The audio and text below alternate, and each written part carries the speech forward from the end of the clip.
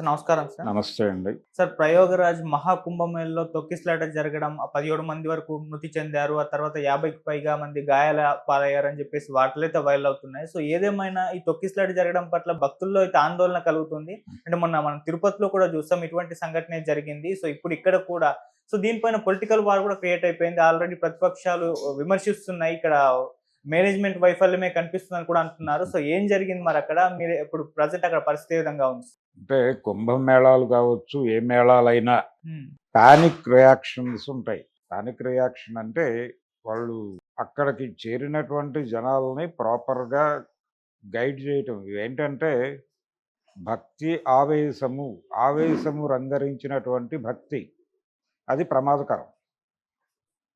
అది వాళ్ళు మరీ ఓవర్‌గా రియాక్ట్ అయిపోయి ఒక దగ్గరికి అలా ఇప్పుడు సపోజ్ ఒక టెంపుల్ ఏదో ఉంటుంది. మొన్న జరిగిందేంటి ఇక్కడ ఆ రోజు ఆ ద్వార దర్శనం ఏదో ఉంది. వైకుంఠ ద్వార దర్శనం అనేది ఏదో ప్రోగ్రామ్ కోసం కదా తిరుమలలో. హ్మ్. అది చేయటం కోసం కింద టోకెన్‌ల కోసం కొట్టుకున్నారు. కింద ఒక స్కూల్ దగ్గర జరిగిందది. కొండ మీద కాదు జరిగింది కిందే. ఓకే. అలా అలా ప్రతి సందర్భంలోనూ ఈ భక్త్యావేశాలు కలిగి ఉంటారు భక్తులు. అది ఐడెంటిఫై చేయాలి ముందే. ఐడెంటిఫై చేసి వాళ్ళని ప్రాపర్‌గా కంపార్ట్మెంటల్‌గా చీల్చేసి వాళ్ళ భద్రత మీద ఎక్కువ కాన్సంట్రేషన్ చేయాలి. జనరల్‌గా బ్యారికేడ్లు పెట్టేది ఎందుకే. ఎందుకంటే వాళ్ళ రియాక్షన్ కొంచెం ఇబ్బందికరంగా ఉంటుంది గబుక్కున. అంటే దగ్గరికి వచ్చేసిన తర్వాత వాళ్ళు ఎలా రియాక్ట్ అవుతారు సంఘటనకి అనేది చెప్పలేం. సినిమా థియేటర్ల దగ్గర కూడా ఈ ఈ పరిస్థితి కనిపిస్తుంది మనకి. హ్మ్. మొన్న సంధ్యా థియేటర్ ఇన్సిడెంట్‌కి దీనికి పెద్ద తేడా ఏం లేదు. అక్కడేమో హీరో వర్షిప్ అది భక్తే. హ్మ్.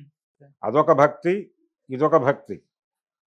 ఈ భక్తిలో ఆధ్యాత్మికతని రంగరించగలిగితే అంటే కొంచెం నెమ్మదిగా ప్రశాంతమైనటువంటి చిత్తంతో మీరెళ్ళి దైవ దర్శనం చేసుకోండి అని చెప్తే కుదరదు. ఎందుకు కుదరదు అంటే ఈ ఈ తరహా ధోరణి ఉండాలి వాళ్ళలో. ఈ ధోరణి ఉంటేనే మత పరిరక్షణ తేలికవుతుంది అనేది ఒక ఆర్గ్యుమెంట్ వాళ్ళ ఇన్నర్ సర్కిల్‌లో ఉంటుందది. ఓకే. ప్రశాంతంగా వెళ్ళి అలా కూర్చుని వెనక ఉన్నవారిని ముందు వెళ్ళనిచ్చి అంటే ఒక వెసులుబాటు అందరము ఆ భగవంతుని బిడ్డలమే అనుకుంటే అందరము బిడ్డలమే అందరికీ అవకాశం దొరుకుతుంది. ఇప్పుడు కాకపోతే కాసేపటి తర్వాత. ఈరోజు కాకపోతే రేపు అనే పద్ధతిలో ప్రతి ఒక్కరూ అలా ఉంటే అప్పుడు ఇక్కడ తొక్కిసలాటలే కాదు.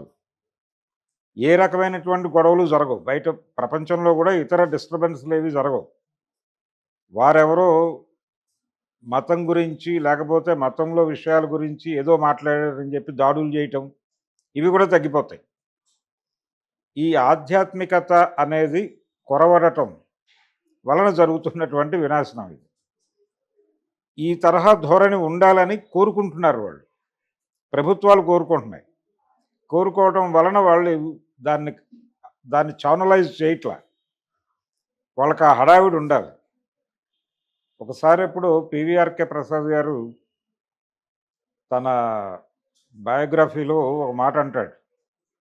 ఆయన పివి నరసింహారావు గారు ముఖ్యమంత్రిగా ఉండగా ఆయనకు పిఏగా పనిచేశాడు. ఆయన ప్రధానిగా ఉండగా కూడా పనిచేశాడు. హ్మ్. ఆ టైంలో ఆయన రోడ్డు మీద జనాలు సీఎం గారిని కలవటానికి వచ్చిన జనాలు హడావిడిగా ఉంటే ఈ గోలంతా ఎందుకు అని చెప్పేసి ప్రతి ఒక్కళ్ళకి ఒక రిజిస్టర్ పెట్టి టైం ఇచ్చేసి ఈ టైంలో మీరు వచ్చి కలవండి, మిగిలిన టైంలో ఇక్కడ వద్దు అని చెప్పి ఒక సిస్టమ్ ఎవాల్వ్ చేసే ప్రయత్నం చేశాడు అక్కడ. ఓకే. మర్నాడు సీఎం గారు చూసి ఏంటా ఎవరు లేరు చుట్టుపక్కల అన్నాడు. అంటే లేదండి ఇలా డిజైన్ చేశాను హాయిగా ఉంది ఇప్పుడు అన్నట్టు. అలా ఉండకూడదు, నువ్వు ఇమ్మీడియట్గా ఇది పద్ధతి తీసేసి రోజువారీ జనాలు అలా ఉండాలి, మనం ఒక్కొక్కడిని పిలవాలి, ఇలాగే నడవాలి అని చెప్పేట. ఇది సిస్టమ్ ఇలాగే ఉండాలి. నేను ఆశ్చర్యపోయాడట ఇదేంటని. అట్లా జనాల్ని అలా ట్యూన్ చేయటం అనేది వీళ్ళ ప్రోగ్రామ్‌గా మారిపోయింది. జనం అలా ఉంటేనే ఉపయోగపడతారు వీళ్ళకి అనే అభిప్రాయం ఎప్పుడైతే ప్రభుత్వాలలో పెద్దలకు ఉంటుందో వాళ్ళు వీళ్ళని ప్రాపర్‌గా ఛానలైజ్ చేయరు. అక్కడ కూడా అదే కనిపిస్తోంది. ఇది ఈ రోజున మొదలైంది కాదు కదా! ఎప్పుడు 54 నుంచి జరుగుతోంది. ఆ రోజున దాదాపు వందల సంఖ్యలో చనిపోయారు అనేది ఇప్పుడు లిస్టులు బయట పెడుతున్నారు. ఎప్పుడెప్పుడు ఎంతెంత మంది చనిపోయారు అనేది. హ్మ్. మరి అంటే అప్పటి నష్టంతో పోలిస్తే ఇప్పుడు తక్కువ. ఇప్పుడు 10ల సంఖ్యలోనో, 20ల సంఖ్యలోనో ఉంది అని. ఓకే. కానీ జరిగింది కదా ఇన్సిడెంటు. ఇన్సిడెంట్లు జరగకుండా ఆపగలిగారా మీరు? ఆపలేకపోతున్నారు. భక్తుల తొక్కిసలాట జరగకుండా చూడగలుగుతున్నారా? ఏ గుడి దగ్గరైనా గాని. హ్మ్. కుంభమేళాలోనే కాదు. తిరుమలలో పార్కులో కదా కొట్టుకుంది వాళ్ళు. పార్క్ పక్కన ఉన్న స్కూల్‌లో టోకెన్‌లు ఇస్తారని వాళ్ళు ఎందుకో తలుపు తీస్తే, వాళ్ళొక్కసారి ధన్మని అటునుంచి ఇటు ఫ్లోట్ అయ్యి, ఎందుకు ఆ భక్త్యావేశాలు మెయింటైన్ చేస్తున్నారు భక్తుల్లో? అంటే మీరు ఒక పిలుపునిస్తే వాళ్ళు స్పందించాలి అని అనుకుంటున్నారు కాబట్టి.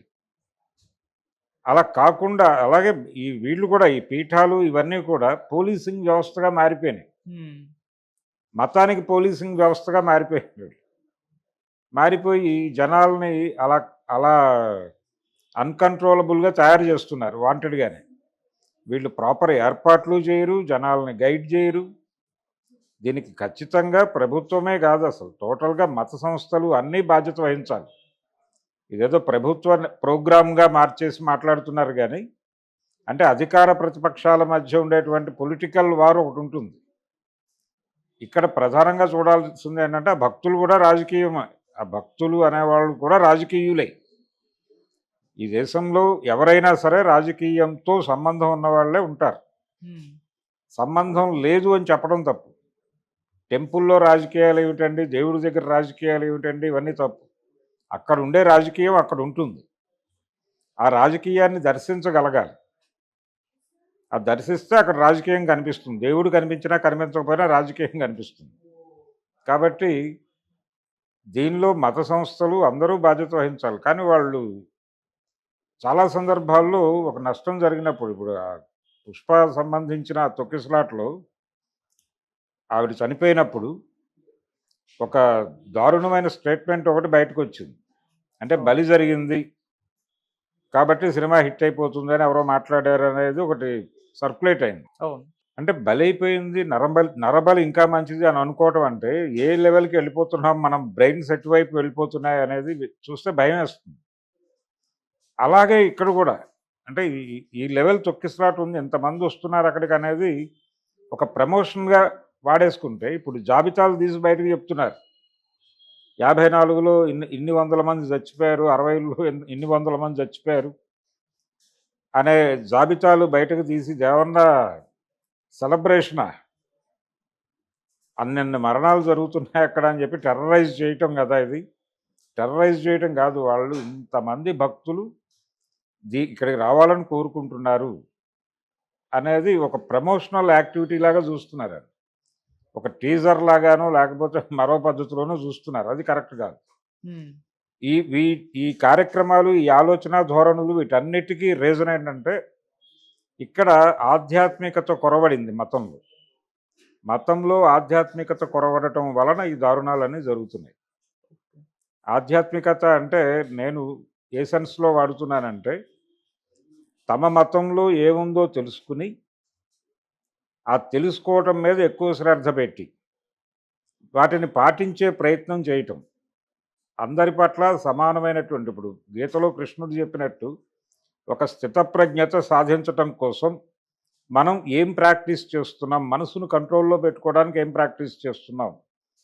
ఇవే కదా వాళ్ళు చెప్పే తెల్లారి లేస్తే వాటిని నిజంగా ప్రాక్టీస్ చేసుంటే అక్కడికెళ్ళి తొక్కిసలాట ఎందుకవుతుంది? పక్కవాడికి అవకాశం ఇచ్చే పరిస్థితిలో ఉంటారు కదా వీళ్ళు. అప్పుడు డెఫినెట్‌గా తొక్కిసలాటలు జరగవు. తొక్కిసలాట జరిగిందంటే అసలు వీళ్ళు ఆ సెన్స్‌లో ట్రావెల్ అవ్వట్లే. ఇది ఉన్మాదంలా తయారైంది. మతం అనేది ఉన్మాదంగా తయారైతే, దేవుడు అనేది ఉన్మాదంగా తయారైతే భక్తి అనేది అది చాలా ప్రమాదం. హ్మ్. ఆ ప్రమాదం అన్ని చోట్ల కనిపిస్తోంది. ఇక్కడ కూడా కనిపించింది.